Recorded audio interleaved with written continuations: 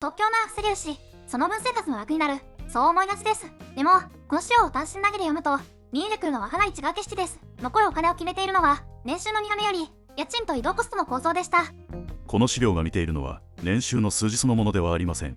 家賃と生活に必要な交通コストを引いた後に、何が残るかです。つまり勝負は都会か地方かではなく、逃げられない固定費がどちらで重くなるかなんです。資料で並ぶのは、東京特部、大阪市、福岡市、札幌市、それと前橋市のような地方都市です。しかも今回は家族ではなく単身投げで考えます。単身だと、部屋の広さと車の必要性が、そのまま自由に使えるお金の形を変えるからです。前提として、この資料はインフレと実質賃金の停滞をかなり重く見ています。年収が維持されても、食料品や保険料が上がれば、自由に動かせるお金は薄くなる。だから固定費の差が、以前よりずっと効くようになっているわけです。まず住居費です。資料は、家賃の目安としてよく言われる3割ルールが、主要都市ではかなり苦しくなっていると整理しています。単身向けの狭い部屋でも、利便性が高い場所だと、手取りの4割近くまで食い込みやすいんです。しかも上がっているのは、都心ど真ん中だけではありません。資料では、都心周辺部への需要シフトが起きていて、少し外へずらしても楽になりきらない構図が示されています。広さを取りに行った結果、別の高止まりにぶつかるわけです。その結果、借りる側は防衛的なダウングレードに入ります。より狭い部屋へ、より築年数の古い部屋へ、より駅から遠い部屋へ、家賃相場が上がっている人と、生活が楽になっている人は、全く同じ意味ではないんです。そこで資料が強く使っているのが福岡市の例です。供給側の掲載賃料の平均は12万5814円。ところが実際に反響が入る賃料は9万5617円で、差は3万197円あります。この差額が家計の限界線をかなりはっきり見せています。この3万円差は、ただの数字じゃありません。貸し手が出したい金額と、借り手が本当に出せる金額の間に、はっきり断層があるということです。つまり主要としては、住む場所を選ぶ前から、すでに生活全体の防衛モードが始まっているんです。ただ、この話を家賃だけで終えると、地方が必ず有利に見えてしまいます。資料がそこへ待ったをかけているのが、車の維持コストです。地方の安さを食い潰すのは、見落としやすいこの固定費だと、かなり明確に言っています。資料のシミュレーションでは、東京で車を持たない場合の年間交通費は18万円です。地方で車1台を持つと48万円。さらに東京で1台持つと87万円まで跳ねます。ここまで差があると、家賃なりにて判断するのは危険です。ここで聞くのが、資料の言うアーバン、プレミアムです。東京で車を持たないだけで、東京で1台持つ場合と比べて、年間69万丸、月にすると約5万7000円の支出を回避できます。これは高い家賃を支える原資にもなるし、貯蓄にも回せます。だから主要都市の単身モデルは、狭い部屋を受け入れる代わりに、車を持たず、外にある機能を使い倒す形になります。住居の快適性は削る。でも移動と選択肢は繰り返す。資料はこの構図を、単身の生活設定としてかなりはっきり描いています。資料が東京側の利点として挙げるのは、外食産業の多様さや文化施設だけではありません。車検、保険、駐車場代、ガソリン代のような大きな突発費から、そもそも距離を置けることです。固定費の爆発を避けやすいのは、単身ではかなり大きいです。一方で地方都市の単身モデルはかなり魅力的です。同じ家賃負担でも、もっと広く、設備の整った部屋を取りやすい。在宅勤務の快適性も上がりやすいし、生活空間そのものの満足度は高くなりやすい。ここだけ見ると、地方がかなり有利に見えます。でも資料は、地方単身で車1台がほぼ必須になることを重く見ています。通勤、買い物、通院、その全部に足がいるからです。年間48万円、月なら約4万円。この金額は、家賃が軽い分をかなり食いに来る重さがあります。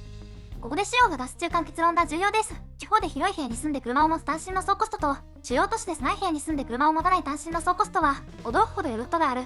つまり自動的な圧勝は、どちらにもないんです。だからこの資料は、年収の数字だけでは生活水準を判定できないと言っています。見るべきなのは、額面ではなく、固定費を引いた後に残る厚みです。東京は高くても車なしが効く。地方は安くても車が削る。この差し引きが本体です。もう一つ、資料が面白いのは、インフレ下での調整家賃の違いです。主要としては、外食回数を減らすとか、監視者の使い方を変えるとか、削れる項目がまだ残りやすい。つまり苦しくても、追い調整できるレバーが比較的多いんです。逆に地方では、車がインフラそのものなので、そこを削る選択肢がほぼありません。通勤も買い物も通院も、まず車が前提になる。だからガソリン価格や保険料が上がっても、そのまま食費か貯蓄で受け止めるしかない。この硬さがかなり効きます。言い換えると、単身の都市比較は、どちらの負債を背負うかの比較でもあります。主要都市では高い家賃、地方都市では重い車コスト。前者は住空間を削って逃げやすいけれど、後者は生活の足そのものだから逃げにくい。この違いはかなり大きいです。だから順番としては、まず家賃を見る、次に必須の交通費を見る、その後にようやく残ったお金で何を選べるかを考える。この式で見ると、地方の安さも東京の強さもかなり違う輪郭で見えてきます。名目の印象だけで決めると外しやすいです。もし単身で広い部屋、静かな住環境、在宅の快適さを最優先するなら、地方都市の魅力はかなり強いです。資料もそこは否定していません。ただし、その快適さは車1台を維持する前提で成り立つ、そこまで含めて払う価値があるかで判断すべきです。逆に、狭くてもいいから車を持たずに回したい、移動時間を短くしたい、外のサービスを使いながら暮らしたいなら、主要都市の単身モデルが合います。資料が言う生活水準は、部屋の広さだけではなく、時間効率や体験の厚みも含めて見ています。だから、東京は給料が競争だから勝ちとはなりません。主要都市は、家賃の額が本当に重い。資料が示しているのは、その重さを車なしの委託とライブサービスでなんとか支えるモデルです。払っておいて楽な場所だとは、全く読めません。同時に、地方は家賃が安いから楽ともなりません。資料はそこをかなり強く否定しています。単身でも車1台がほぼインフラになった瞬間、月4万09の固定費が乗る、見かけの家賃差だけで地方を選ぶと、かなりずれる可能性があります。この資料の単身パッドを一言でまとめるならこうです。地方は家賃が軽い。でも車が重い。主要都市は家賃が重い。でも車なしが効く。だから最後に問われるのは、どこで働くかより、どの固定費を背負って、どの町にお金を置くかなんです。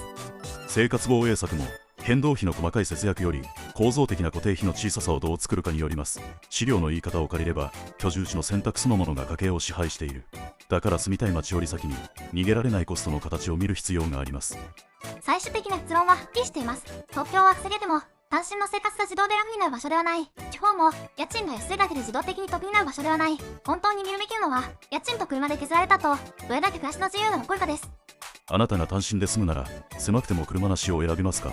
それとも広い部屋と引き換えに車ありを選びますか？今回の資料の数字だけで考えると、答えはかなり価値観によります。どこにお金を置きたいか、コメントで教えてください。